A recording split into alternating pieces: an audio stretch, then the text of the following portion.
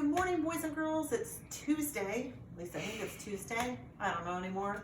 And if we were at school, it would be Terrific Hug Tuesday, which I really appreciate that somebody reminded me that yesterday was Movement Monday and they sent me some moves. So if I was at school today, I'd be giving you a big old terrific hug.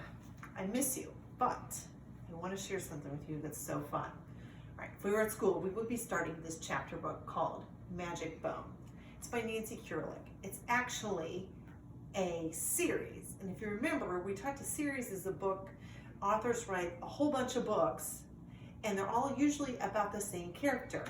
In this book, Magic Bone, the dog is the main character.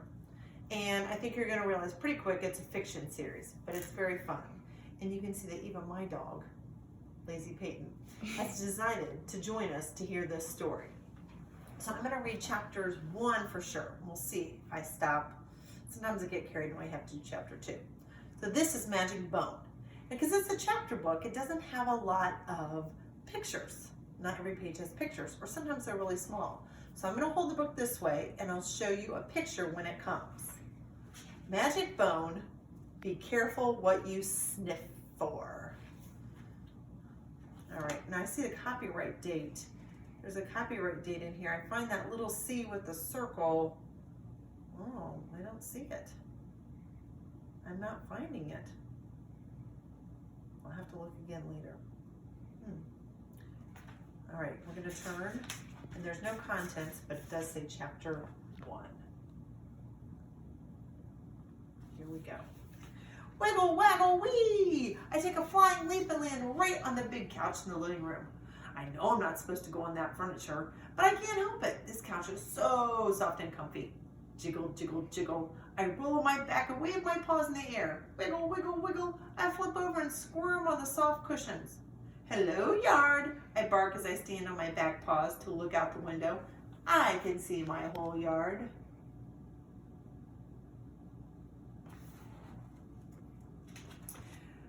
Well, I could see it if my fur weren't my eyes. Stupid fur, always getting in my way. Scratch, scratch, scratch.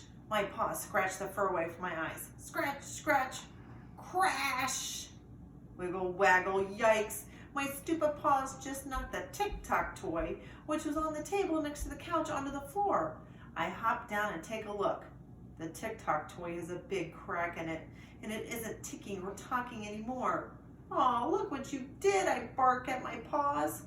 Of course, my paws don't look or answer. They can't. Paws don't have eyes or mouths.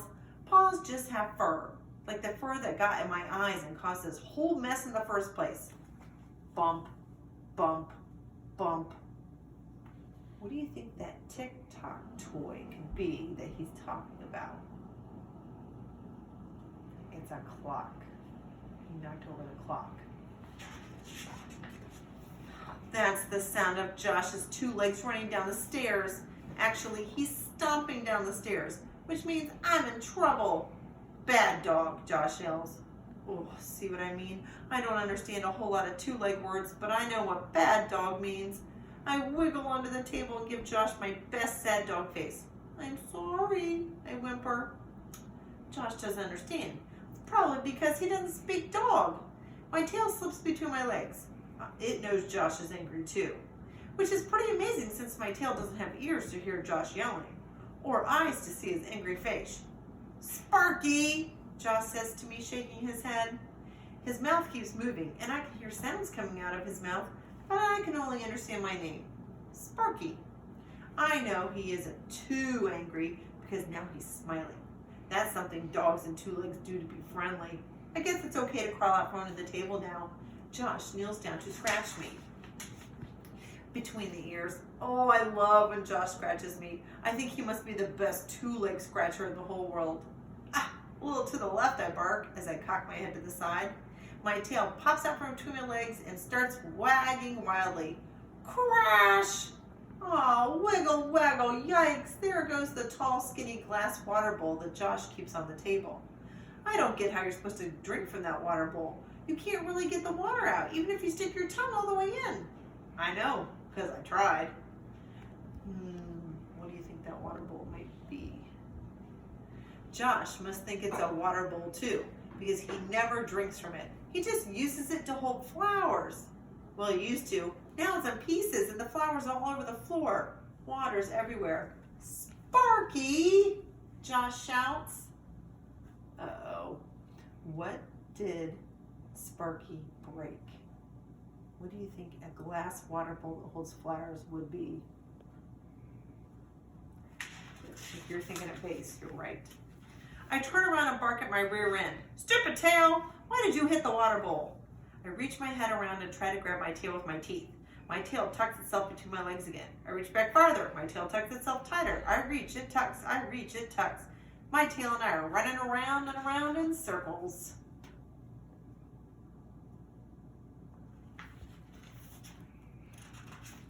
Grrr, Josh grumbles. He grabs my collar and leads me to the backyard. When he growls like that, Josh almost sounds like he's talking dog. I can tell he's saying I have to stay outside while he cleans up my mess. I'm pretty smart for a little puppy. After he cleans up, Josh will probably get in his big machine with the 4 round paws. Then he'll drive away for the whole day. That's okay, because now my tail and I can play, play, play. And there's nothing I like to do better than play. What do you think the big machine with 4 round paws would be? What's he talking about? Okay, that's the end of chapter 1. Here goes chapter 2. I race out to the yard. I couldn't stop, guys. Sorry, gotta keep going. I have big plans today. I'm gonna dig the biggest hole any dog has ever dug. Diggity dig dig. The mud under my paws is cold and wet, and dirt flies everywhere. Hey, Sparky! I hear Frankie, the German Shepherd who lives next door, bark at me through the fence. You better cut that out. Your 2-leg isn't gonna like a big hole in his yard. Josh won't care an answer. He only gets mad when I make a mess inside the house. That's what you think, Frankie warns.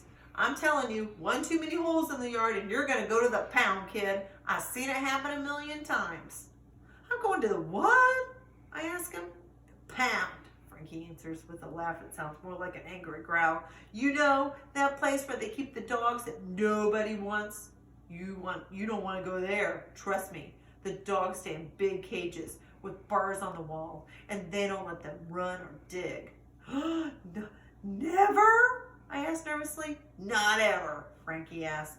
Thumpity thump thump. My heart's beating really, really hard now, and my tail's hiding between my legs again. Uh-oh.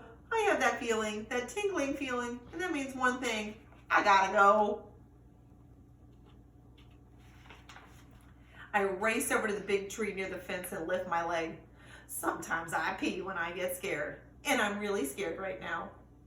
Don't frighten that pup, Frankie. Samson, the old mixed breed who lives behind Josh and me, growls suddenly.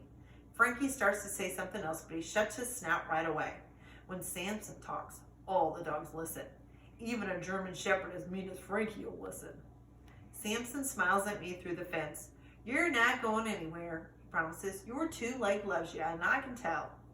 I believe Samson. He's been around a long time, and he knows all about 2-legs. So if he says Josh loves me, it's true. Meow. Uh-oh. I look up and spot Queenie, a neighborhood cat sitting on top of the fence. Hiss. Queenie gives me a smug cat smile. Then she starts licking herself. Cats are lucky. They don't have to take baths. They can clean themselves. Still, she doesn't have to be such a show-off about it.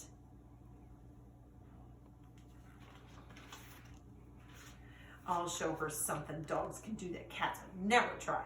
I'll race over to a bright yellow ball in the middle of my yard. I grab that ball with my teeth and I spit it clear across the yard. Then I chase the ball all the way to the fence. Woohoo! I'm playing fetch with myself. My tail perks up and wags really, really hard. Queenie licks her paws and yawns. I scoop that ball up my mouth and spit it out even further this time. Oh yeah, I'm king of fetch.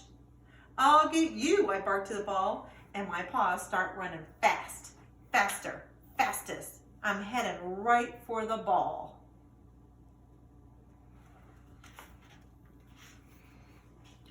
Queenie jumps off the fence and lands in my yard. She takes one look at me and starts to run. Yes, Forget about Fetch. Queenie wants to play tag. I'm it, I tell her. Queenie is a fast runner, but I'm fast too. I chase her through the daffodils and across the pansies. I almost catch her at the rose bushes, but she turns around and heads towards my house. I'm gonna tag you, I bark excitedly. Meow, Queenie says. Here I come, I bark back. I'm right behind. But Queenie scampers up a tree. Oh, I look up to try to find her. My fur falls in my eyes. Boink! Oh, that hurt, I whisper. Meow! I roll over, and there's Queenie high in the tree laughing at me. It's not nice to laugh when someone's hurt. I don't want to play with Queenie anymore. I'd much rather dig. Dig, diggity, dig. I think Queenie was teasing him. What's that smell? Beef? Chicken? Sausage? No, it's a bone. A bone that smells like all my favorite meats rolled into one. I stick my snout into the hole to get a closer sniff. Oh, all I want to do is take a bite of this super smelly, meaty bone. Chomp!